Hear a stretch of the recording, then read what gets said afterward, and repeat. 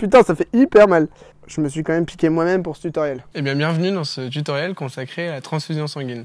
Je tourne pas du tout chez moi, j'ai pas mon matos, donc la lumière va être peut-être dégueulasse, vous avez un fond magnifique derrière, mais on s'en fout, on est là pour parler de la transfusion, qui fait référence à l'UE 4.4, si je me rappelle bien, dans le cursus d'infirmier. Je pars du principe que ceux qui regardent ce tutoriel ont déjà regardé la vidéo sur les groupes sanguins ou ont déjà suivi les cours à l'IFSI et donc maîtrisent parfaitement le système ABO et les compatibilités entre les différents groupes sanguins. Je parlerai ici uniquement de la transfusion et pas du tout des pathologies où il est nécessaire de transfuser du sang, et je parlerai ici uniquement de transfusion de culot globulaire et non de plaquettes et de plasma, qui sont un petit peu différentes. Mais le plus compliqué reste la transfusion de culot globulaire, c'est ce qui nous intéresse aujourd'hui. Il y a une phrase à retenir avant de passer à ce tutoriel sur la transfusion. On n'apporte jamais à un patient un antigène qu'il ne possède pas déjà. C'est très important. Bien, une transfusion commence par un patient, déjà. Ici, le patient, pour la vérification de l'identité, etc., ce sera moi. Ouais, je me complique peut-être un petit peu la tâche parce que je vais jouer à la fois l'infirmier et le patient, mais il me fallait une identité, une date de naissance, et j'avais clairement la flemme de tout inventer, donc j'ai fait au plus simple, je me suis servi de ma propre identité. Vous aurez donc connaissance de ma date de naissance, je vous invite à la noter pour m'offrir un petit cadeau pour mon anniversaire. Donc, on va dire que le patient, Jérémy, je vais parler de moi à la troisième personne, ça va être génial, la transfusion commence par une prescription médicale. Je pense qu'on va tout de suite la prendre, je l'ai fait main parce que alors, j'ai pu prendre des documents officiels que j'ai évidemment barré toute identité de l'hôpital, j'ai barré l'identité du patient auquel devait être transfusé le sang, bref. Mais j'ai pris des documents à peu près officiels en changeant tout, mais en gardant la structure. C'est pas clair du tout ce que je dis, c'est pas grave, ça commence très mal cette vidéo. Mais j'ai oublié de prendre une ordonnance. Donc je l'ai créée de toutes pièces, voilà. Il faut que cette ordonnance soit nominative. Donc là, voilà, il faut qu'il y ait bien le sexe, le nom de famille, le prénom et la date de naissance. Vous avez déjà fait de la pharmaco, vous savez donc les règles de base pour une ordonnance. Et bah c'est exactement les mêmes. On retrouve l'identité du patient avec tout ce qui va bien. Il faut l'hôpital et surtout le service, l'adresse de l'hôpital où est destiné le nom du sang. Bon, bref, il faut que soit mentionné l'hôpital, mais dans tous les cas, sur les ordonnances qui sont préfaites et que je n'ai pas pris avec moi, il y a le nom de l'hôpital qui est mis directement, avec le service que j'ai absolument pas mentionné, hein, mais vous l'imaginez ici, voilà, ça part très mal. Donc là, il faut absolument le nom du service, bah oui, parce qu'il faut savoir où l'EFS va envoyer le sang, absolument. Il faut la mention de qu'est-ce qu'on a envie, parce qu'évidemment, avec ces mêmes feuilles de délivrance, on peut demander, du coup, comme je vous en parlais, des plaquettes et du plasma, mais comme je vous l'ai dit dans l'intro, on parlera uniquement des culots globulaires. Donc là, il faut un culot globulaire phénotypé, donc ça, c'est le type du culot globulaire, il en existe plein. Il y a des culots globulaires qui sont irradiés, il y a des culots globulaires à des phénotypages étendus. Bref, je ne m'étendrai pas dans les détails et je ne suis pas un expert du tout, donc je vais parler uniquement du plus classique, du culot globulaire phénotypé. Il faut aussi préciser l'urgence, donc ça va mentionner en combien de temps doit être délivré le sang. Urgence absolue, c'est immédiatement, il n'y a pas de délai, c'est le FS arrête ce qu'ils sont en train de faire et ils nous préparent immédiatement le sang et ils nous l'envoient. Voire dans certains hôpitaux, on court chercher le sang. C'est déjà arrivé quand j'étais en stage. En tout cas, ce sera mentionné, il y a une case à cocher avec le nombre de délais. Là, ce qu'il faut savoir, c'est que urgence relative, le culot globulaire doit être livré dans les 2 à 3 heures. Donc, ce qui nous laisse un petit peu de temps de nous organiser et de finir ce qu'on est en train de faire parce que, comme tout infirmier qui se respecte, on est complètement débordé. Voilà. Il faut ensuite qu'il y ait le nom du médecin. Voilà, notez la blague sur 10, s'il vous plaît. Et sa signature, très important. Comme je vous disais, il vous faut la prescription médicale, la carte de groupe que nous avons juste ici, hop, voilà, nous avons la carte de groupe avec le groupe sanguin. Bon, c'est pas une vraie carte de groupe. Une vraie carte de groupe, il y aurait 2 fois ça, avec les 2 déterminations l'une en dessous de l'autre. Là, en fait, j'ai pris la carte de groupe d'un patient qui a été polytransfusé en réa. Du coup, la carte de groupe, le FS là, dans ses registres, du coup, on n'a que cette version-là. Mais on va s'en servir, on va imaginer qu'il y a 2 fois ça écrit sur le truc. Donc là, vous avez effectivement le groupe de détermination du groupe ABO avec le résus positif, donc comme je vous avais dit, je suis A+, et avec ici le phénotypage. Donc c'est ça dont j'ai pas parlé dans mes vidéos des groupes sanguins parce que c'est d'autres antigènes qui sont présents sur les globules rouges, c'est compliqué à expliquer. Là, il y a le phénotype et à la fin, il y a lequel. Voilà. Si jamais le patient n'a pas encore de carte de groupe, eh ben, il faut la faire. C'est-à-dire qu'il faut faire 2 prélèvements au patient afin de faire 2 déterminations du groupe sanguin. Il n'y a jamais une seule détermination dans le groupe sanguin. Il en faut toujours 2 pour valider une carte de groupe. Et il faut aussi des RAI qui datent de moins de 72 heures. Je ne vais pas vous expliquer ce que sont les RAI dans cette vidéo parce que c'est assez compliqué et on va perdre du temps. Je pars du principe que vous avez déjà fait le cours. Ceci est un tutoriel pratique. Je ne vais pas faire plus de théorie qu'il n'en faut. Là, en l'occurrence, le dépistage RAI est négatif. Donc du coup, on l'envoie tout ça en même temps. On envoie ça, on le faxe et on passe à l'étape suivante. Vous avez terminé la première étape de la transfusion. On peut commencer à préparer le matériel dont on a besoin pour réaliser une transfusion. Il va nous falloir du coup ce fameux dossier rouge que vous voyez juste ici, avec le nom du patient, et c'est ce dossier qui va suivre le patient pendant toute son hospitalisation. À l'intérieur, on retrouve des étiquettes à son nom, au nom du patient, pardon. Ici, une traçabilité de tous les produits dérivés du sang qu'a reçu le patient, donc il va y avoir à la fois les culoglobulaires, le plasma, les plaquettes, mais aussi l'albumine, des facteurs de coagulation, etc. Tous vont être regroupés et tracés ici. Bon, évidemment, je n'ai pas tout le matériel, mais comme vous le savez très bien, il vous faut une boîte à aiguilles pour jeter les aiguilles, des gants, de quoi se laver les mains, de quoi désinfecter, etc. Mais surtout, il faut que vous vérifiez que vous ayez bien une voie d'abord, que ce soit un cathlon ou un cathéter central fonctionnel. Il faut absolument tester sa voie avant de recevoir le sang. Il faut également faire signer un consentement au patient lorsqu'il est conscient et que ce n'est pas une urgence vitale pour l'informer de la transfusion et avoir une traçabilité qu'il accepte de se faire transfuser. Il faut également une tubulure à filtre et pas une tubulure classique pour passer le sang et un test ultime. Je l'appellerai test ultime parce que selon les hôpitaux, ça a un nom différent, mais dans tous les cas, c'est ce qu'on appelle le test ultime au lit du malade. Je vous le montre tout à l'heure. Une fois que le sang est prêt, le FS de l'hôpital va nous appeler pour nous dire qu'il est prêt à nous envoyer le sang. Je pense que les procédures sont différentes selon les hôpitaux. Moi, je vais vous parler de ce que j'ai vu à la fois dans les hôpitaux dans lesquels j'ai fait mes stages et dans l'hôpital où je travaille actuellement. Le FS nous appelle et nous dit que le sang est prêt et on doit se rendre au pneumatique. Donc une fois que vous avez reçu l'appel, vous prenez votre petit sac isotherme, une étiquette du patient et vous vous rendez au pneumatique. Au pneumatique, vous vous retrouvez avec une cartouche contenant votre poche de sang. Je suis absolument désolé pour le budget de cette production, mais ceci est mon culoglobulaire. Il faut que vous l'ayez en tête. Ne visualisez pas un ketchup. Ceci est un culoglobulaire. Ne l'oubliez jamais. Et oui, parce que j'ai pu choper des documents officieux, comme cela. Mais choper une poche de sang, là j'aurais eu des gros soucis. Bref, donc ceci est une poche de sang. Vous recevez votre poche de sang ainsi que cette double feuille de délivrance qui va être très intéressante pour la suite. Pour l'instant, on la garde de côté. Vous réceptionnez également, donc là, généralement une photocopie de la commande de sang, l'ordonnance, je vais y arriver, et la fameuse carte de groupe sanguin. Là, il faut faire de ce qu'on appelle de l'identitovigilance. Il faut vérifier la concordance entre l'identité présente sur la prescription et l'identité présente sur la feuille de délivrance. Donc, on a ici, et il faut bien tout vérifier. Donc là, voilà, hein, c'est mon petit blaze. Et ici, on va retrouver sur la feuille de délivrance le nom de famille, le prénom, la date de naissance et le sexe. On vérifie la même chose sur la deuxième. Il faut bien vérifier les deux feuilles de délivrance. Voilà, donc là voilà, on considère que c'est OK. Et là, on retrouve donc là le service auquel est destiné le sang. On va ensuite vérifier que le culot est bien attribué au bon patient. On va donc regarder juste ici le numéro du culot, juste là, avec le numéro du lot qui se trouve sur la feuille. Et là, on voit que c'est exactement la même chose. Donc là, il faut vraiment prendre votre temps pour faire ça directement au pneumatique. On vérifie de nouveau. C'est bien ça. On doit également vérifier le phénotypage et la concordance entre le groupe sanguin présent sur le culot et la feuille de groupe. Donc, on a bien du O positif, D+, C+, E-, C+, E+, K-.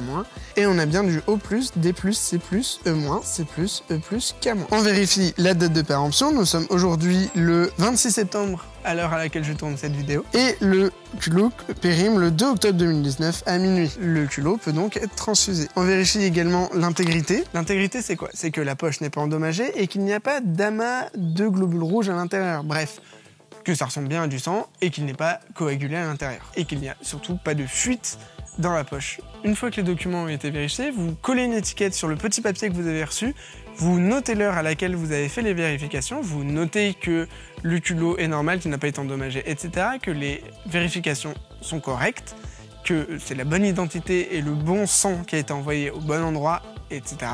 Et vous retournez ce papier dans la cartouche, vous prenez tout ça, vous mettez tout dans le sac isotherme et vous retournez dans votre service pour débuter la transfusion en elle-même. Je tiens à préciser tout ce qui est vérification de documents et test ultime au lit du malade, comme son nom l'indique, se fait dans la chambre du patient et avec le patient. Donc là, vous vérifiez à nouveau tous les papiers. Donc au niveau de l'identité vigilance, vous avez tous les papiers ici. Vous pouvez les mettre côte à côte. On a bien la prescription médicale avec l'identité qu'on a déjà vérifiée sur les 2 feuilles de délivrance. Ce qui nous est demandé pour un tel patient, c'est bien un culoglobulaire phénotypé. C'est marqué dessus. J'ai oublié de le noter. Mais c'est noté dessus que c'est un culoglobulaire phénotypé, absolument. On va ensuite vérifier le groupe. Donc comme je vous disais, normalement sur la carte de groupe, il va y avoir 2 fois 2 déterminations. Donc on vérifie que les 2 déterminations sont bonnes entre elles. Et ici on considère que c'est voilà, on va se fier uniquement à ça. Et on va de nouveau tout vérifier. Donc comme je vous l'ai dit dans la vidéo sur les groupes sanguins et comme vous l'avez appris en cours, le A positif peut recevoir du sang du groupe A ou du groupe O. Donc en l'occurrence, là, ça ne pose aucun souci parce qu'on reçoit du groupe O. En revanche, il faut qu'on fasse attention au phénotypage. Donc c'est bien D+, C+, E-. D+, C+, E-, C+, E+, K-. Ouais, c'est très loin à faire, mais il faut absolument le faire. Je vous le rappelle, comme je l'ai dit dans l'introduction, on n'apporte jamais à un patient un antigène qu'il ne possède pas déjà. En l'occurrence, notre patient, moi, est A positif. Il possède donc l'antigène D et l'antigène A à la surface des globules rouges. Mais on voit aussi qu'il possède le phénotype D, grand D, C+, petit C+, petit E+, et K-, mais qu'il ne possède pas, et c'est surtout ça le plus important, qu'il ne possède pas de grand E et qu'il ne possède un K négatif, donc il n'a pas d'antigène K. Il faut faire très attention que dans le sang transfusé, il n'y ait pas un grand E ou un KEL positif. Parce que sur mes globules rouges, il n'y a pas de KEL et il n'y a pas non plus de grand E pour imager. Donc il ne faut pas qu'il y en ait dans le sang qu'on m'apporte. Voilà, c'est une règle de base, elle est applicable absolument tout le temps et elle doit vous faire tilt dans votre esprit. C'est peut-être la phrase la plus importante de ce tutoriel. Donc là, vu que c'est du O positif qu'on me transfuse, je possède déjà l'antigène D. Le groupe O n'a ni l'antigène A ni l'antigène B. Mes anticorps anti-B ne vont donc pas réagir avec lui. Si ce n'est pas clair, retournez faire un petit tour sur ma vidéo sur les groupes sanguins. On vérifie de nouveau le numéro du lot avec le numéro sur la feuille de délivrance.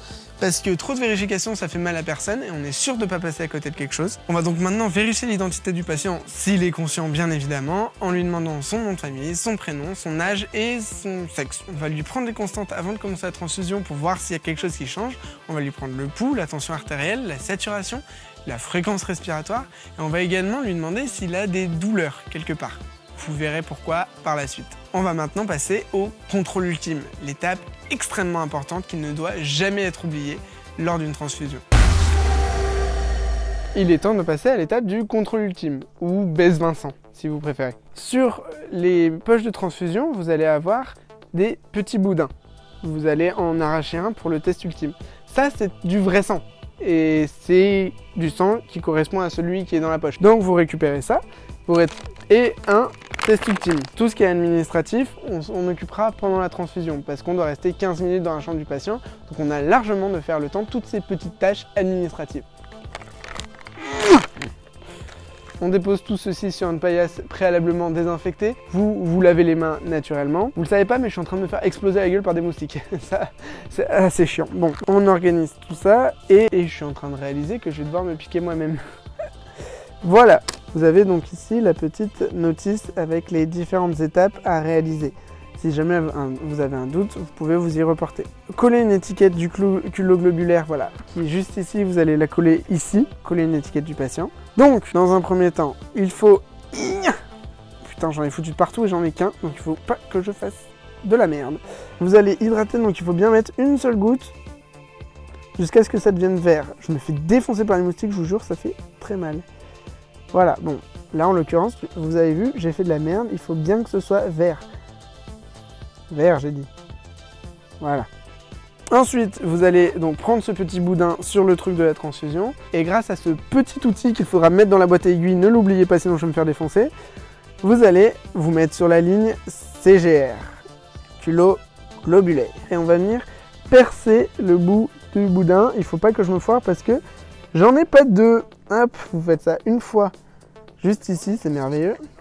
Et une fois en bas. Bon, maintenant que c'est fait, il va falloir piquer le patient. Je vous rappelle que le patient, c'est moi. pour une histoire de compatibilité et que le test marche, je vais devoir me piquer moi-même. Donc vous avez cette petite chose un petit peu comme pour les dextros. Donc vous retirez la petite coupelle.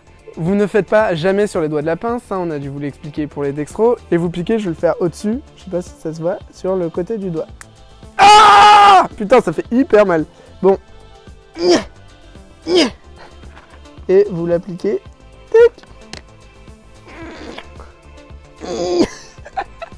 Je me suis quand même piqué moi-même pour ce tutoriel. Je vous rappelle que vous portez des gants, que vous vous désinfectez à chaque fois que vous faites quelque chose. Je vais oublier de le répéter parce que je suis stressé pour ce tutoriel, donc vous ne l'oubliez pas. Voilà. Donc là, on a notre ligne patient avec donc le patient, donc on a, voilà. Et on a le ligne culoglobulaire. Je vais finir de verser cette solution. Comme vous le voyez ici, si le résultat devient foncé, c'est que ça réagit avec un antigène A. Donc ça veut dire qu'il y aura un antigène A dans le sang que je verse. Et si jamais rien ne se passe, bah c'est que l'anticorps anti-A ne réagit avec aucun antigène. Donc ici c'est A, ici c'est O. Vous devez vous attendre au résultat. Anticorps anti-A, anticorps anti-B. C'est parti.